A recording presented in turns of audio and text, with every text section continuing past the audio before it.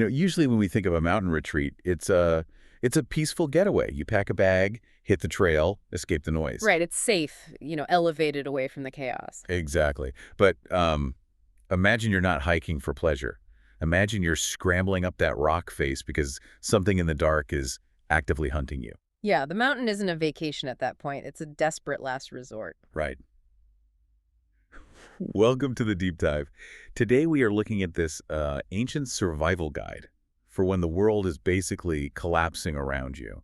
It's a short but really intense poem known as Psalm 11 from the English Standard Version. Yeah, and even though it's a text attributed to King David, there's this fascinating little instruction at the top that says, to the choir master.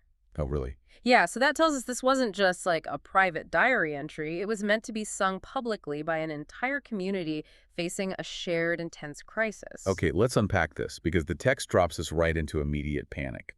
The speaker declares he takes refuge in the Lord, but the voices around him are screaming, "Flee like a bird to your mountain." Which, honestly, running seems like the logical choice here. Right. The text describes these wicked people bending their bows, fitting arrows to the string, and shooting from the shadows at the upright in heart. It's like a thriller movie where the danger is hiding in the dark and your every instinct just screams at you to run. Exactly. But this raises an important question, right? What is the actual threat here? Because it goes way deeper than just physical danger. Okay, so what exactly is this panic in verse 3 about the foundations being destroyed? So the text asks this terrifying question. If the foundations are destroyed, what can the righteous do?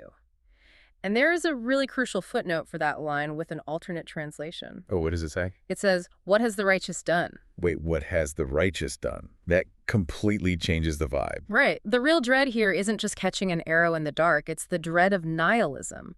If doing the right thing achieves absolutely nothing because the social fabric is completely rigged, then what is the point of being righteous at all? Wow, it's like realizing the referees in a game aren't just, missing calls, but they are actively playing for the opposing team.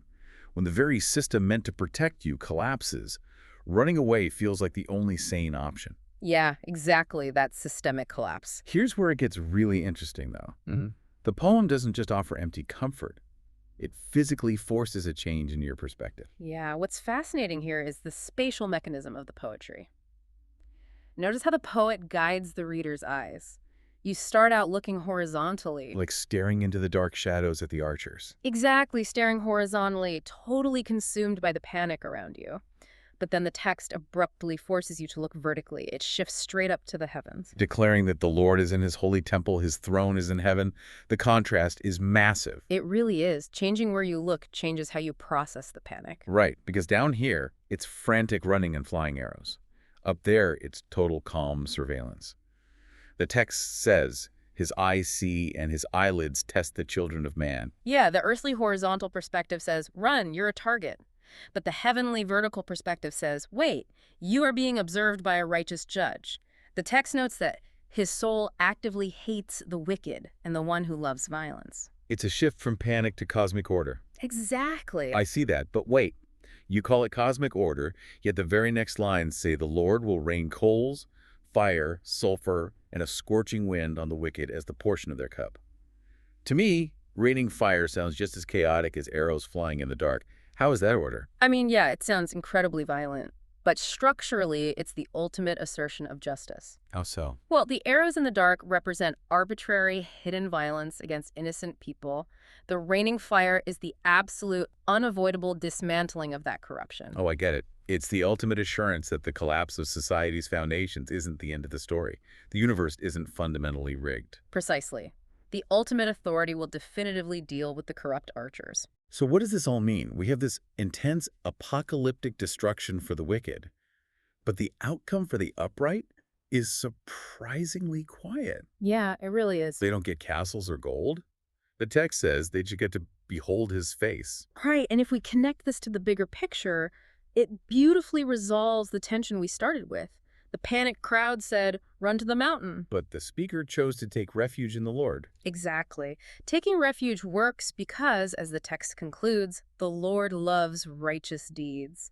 The ultimate reward for holding on to your integrity isn't just surviving the night. It's that direct, intimate access to the ultimate reality.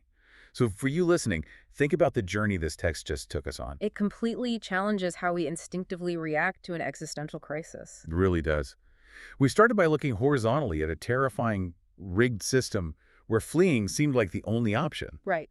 Then we were forced to look vertically to a steadfast throne, arriving at a starkly different understanding of justice. Yeah, it's powerful. Which leaves you with something to consider today. When you face those moments where it feels like the foundations of your world are destroyed and the shadows are closing in well, is your first instinct to flee like a bird to the mountains, or to seek an unshakable vantage point that sees right through the dark?